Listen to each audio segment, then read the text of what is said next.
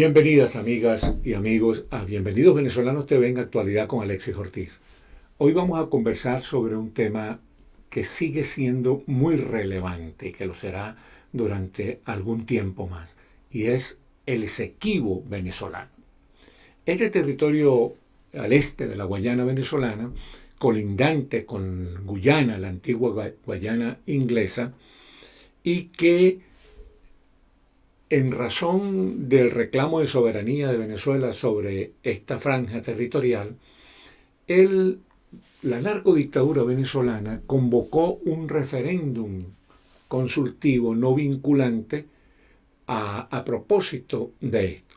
Pero lo hizo, fíjense ustedes, porque el 22 de octubre de este año de gracia 2023 se celebraron unas elecciones primarias en Venezuela, en la cual con el 92% del porcentaje de votantes, María Corina Machado quedó legitimada como candidata de la oposición democrática para el rescate de la democracia en Venezuela en las siguientes elecciones y como líder legítima también de la oposición democrática.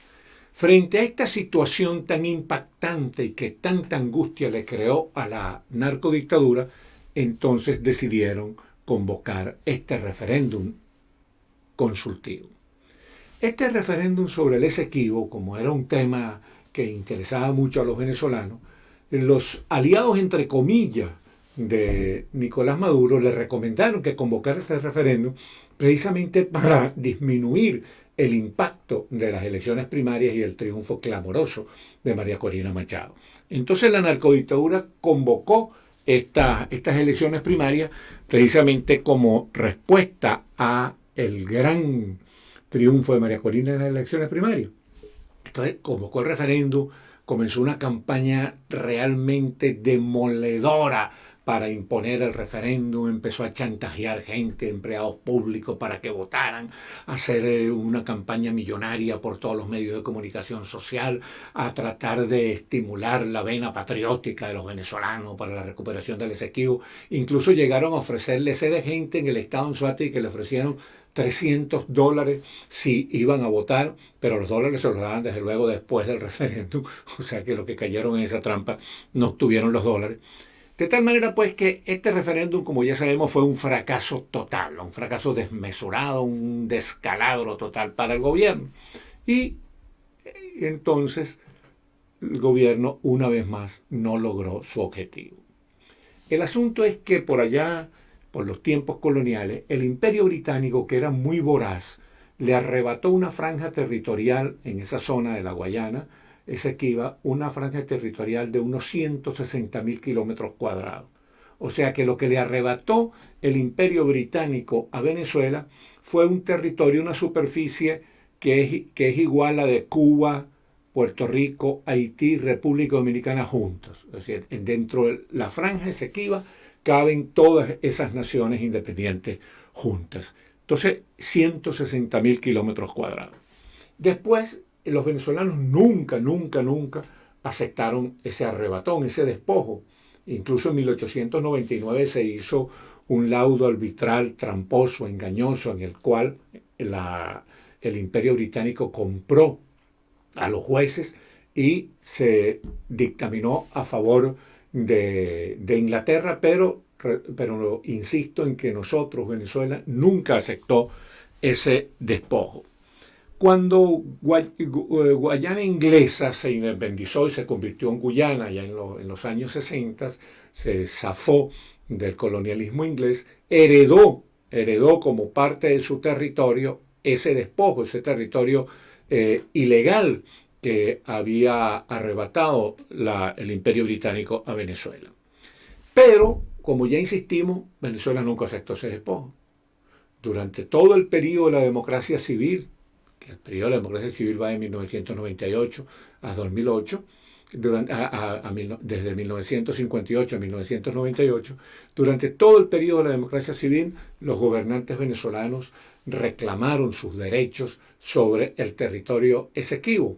Incluso en 1966, durante la presidencia de Raúl Leoni, que este presidente y su gobierno actuaron de una manera patriótica, en defensa del Esequibo y se terminó aprobando el Acuerdo de Ginebra de 1966, con el cual se buscaba una salida pacífica y diplomática para este diferendo, porque tampoco la cosa era pelear, entrar en guerra con Guyana. De tal manera pues que siempre Venezuela ha reclamado sus derechos sobre el Esequibo y los ha reclamado de una manera pacífica, democrática, evitando intrusiones innecesarias. Y así fueron las cosas hasta que en el año 2004 pasó un hecho muy curioso. Hugo Rafael Chávez Frías, el dictador venezolano, y su ministro de Relaciones Exteriores, su canciller Nicolás Maduro, visitaron Guyana en el 2004 y prácticamente renunciaron a la soberanía venezolana sobre el Esequibo. Le dijeron que ellos no tenían ningún inconveniente en que Guyana hiciera explotaciones en el Esequibo porque Guyana y Venezuela eran países hermanos y el problema del Esequibo era un problema del imperialismo, y en este caso ni siquiera del imperialismo británico, sino del imperialismo norteamericano. Y Chávez y Maduro actuaron de ese modo precisamente porque Chávez era prácticamente en la práctica un muchacho de mandados de Fidel Castro. Y Fidel Castro, que no quería problemas con Guyana, Fidel Castro, que estaba aliado a los países del CARICOM que apoyaban a Guyana, le ordenó a Hugo Chávez que entregara prácticamente el Esequibo a Guyana. Entregó a Chávez que entregara el Esequibo a Guyana. Bueno, así siguieron las cosas y en el año 2010, por ejemplo, y en el año 2017, María Corina Machado en el 2010 y su diputado de su partido en el 2017, Omar González Moreno, presentaron sendas proposiciones en el Congreso de proyecto de leyes para afirmar la soberanía de Venezuela sobre Guyana e incluso para favorecer un futuro desarrollo favorable al desarrollo integral, armónico, sostenible en Guyana. Bueno, esas proposiciones de María Corina Machado y de su diputado Omar González Moreno fueron rechazadas en ambos casos por el chavismo. Fíjense ustedes, ahora ellos se presentan como grandes defensores del Esequibo y resulta que Chávez y Maduro le entregaron el Esequibo a Guyana prácticamente y después cuando diputados democráticos como María Corina Machado y Omar González Moreno presentaron proyectos de leyes para recuperar el Esequibo, ellos lo rechazaron. Y así saltamos al 3 de diciembre del 2023. En este año que ya llamamos año de gracia del 2023, Nicolás Maduro, como ya lo dijimos anteriormente, convoca un referendo para tratar de disminuir el impacto de las elecciones primarias y para tratar de ganar algo de popularidad, porque todas las encuestas demostraban que él tenía un rechazo de casi el 90% de la población. Actuando, ustedes se acuerdan que los militares argentinos, de la dictadura argentina, con el asunto de las Malvinas, que entonces armaron una guerra para recuperar las Malvinas, terminaron perdiendo la guerra y eso fue un desastre. Bueno, un desastre parecido fue este referéndum revocatorio, porque en el referéndum revocatorio no votó nadie y eso lo vio todo el mundo. No votó nadie, todo el mundo lo vio la opinión y la prensa y la opinión internacional, lo vieron los venezolanos que estaban allí y no votaron, lo vieron los venezolanos civiles y militares y sobre todo, lamentablemente, lo vio el pueblo y el gobierno de Guyana, que ese referéndum, que además tenía un aroma, un aire, estaba teñido de proposiciones guerreristas, fue un completo fracaso. Entonces, ¿qué ocurrió?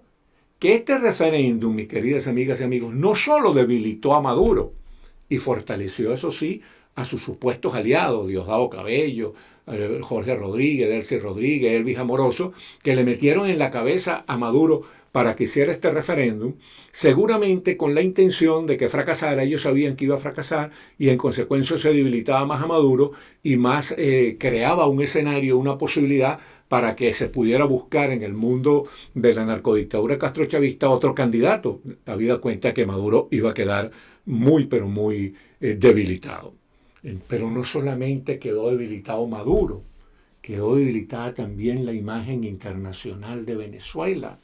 Quedamos realmente con el fracaso de este referéndum, quedamos como una gente que no quería buscar una salida pacífica, democrática, inteligente. Entonces la imagen internacional de Venezuela quedó extremadamente mal. Y el que quedó fortalecido en este caso fue Guyana, porque Guyana quedó como el país víctima, como el país agredido, cuando realmente la agresión la hizo el imperialismo británico contra Venezuela. En este momento de debilidad nuestra por el fracaso de nuestra imagen internacional, por el fracaso del referéndum, es muy importante volver a lo que era la estrategia de la democracia civil y a lo que era y al que era el escenario propicio para buscar una salida negociada, pacífica, inteligente en este caso.